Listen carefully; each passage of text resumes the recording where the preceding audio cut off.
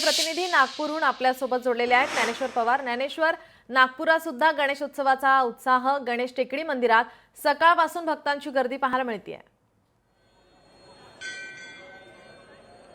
अगदी नीलम, नागपूरकरांचं आराध्य दैवत अशी ओळख जी आहे ते गणेश टेकडी मंदिराची आणि दृश्यांमध्ये जर पाहाल तर भव्य अशी आकर्षक सजावट जी आहे ती मंदिराची यावेळेस करण्यात आलेली आहे।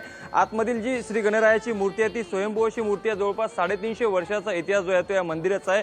त्यामुळे आज या जी आतमधील जी स्वयंभू मूर्ती आहे त्याला जे आहे ते गणपती बाप्पाला आज मुकुट जे आहे ते चढवण्यात आलं आहे आणि रांग जर पाहाल तर अगदी पहाटेपासूनच भक्तांची रांग जी आहे ते गणरायाच्या चरणी नतमस्तक होण्यासाठी या ठिकाणी एकूणच लागलेलं आहे। आज पहिली जी आरती असते, पहिल्या आरतीला जे आहे ते विशेष मान असतं, त्यामुळे सकाळपासूनच भक्त जे आहे ते त्यांची लगबग जी आहे ते या ठिकाणी आरती घेण्यासाठी असते आणि बघू शकतो की मोठ्या संख्येने भक्त या ठिकाणी आले आहे। आपल्यासोबत काही भक्त आहे, आपण त्यांच्याशी बोलण्याचा प्रयत्न करूया।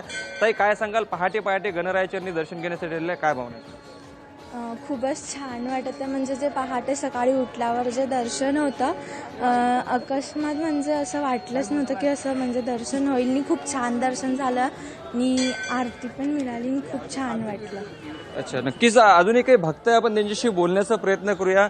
ताई, काय सांगाल, भक्तांची मनोकामना पूर्ण करणारा टेकडी गणेश अशी ज्याची श्रद्धा आहे नागपूरकरांचं आराध्य दैवत देखील आहे, काय भावना आहे? अगदीच, कारण की हे आमचं आराध्य दैवत आहे आणि पूर्ण नागपूरचं, पूर्ण महाराष्ट्राचं आराध्य दैवत आहे आणि इथे आलं की तुमची मनोकामना नक्कीच पूर्ण होणार। अगदीच नीलम, मी तुम्हाला दृश्यामध्ये दाखवतो, मोठी सजावट जी आहे ते मंदिर परिसरामध्ये या ठिकाणी करण्यात आली आहे आणि मोठ्या संख्येने भक्त जे आहेत ते सकाळपासून या ठिकाणी बाप्पाचं दर्शन घेण्यासाठी काही रांगोळी देखील या ठिकाणी जे आहे ते एकूणच काढली जात आहे।